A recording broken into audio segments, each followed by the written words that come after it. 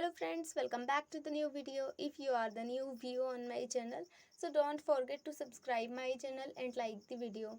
So today's video title is how to set ringtone in realme phone. So let us start our video. Firstly, you have to move up, then here you will see many app icon. You have to click on the setting icon first, then here you will see many more options. So you have to click on the firstly sound and vibration option, so click on that.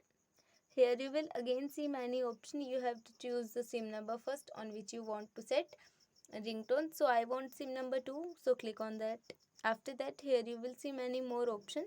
You have to choose any ringtone from here which you want to set on your mobile phone, like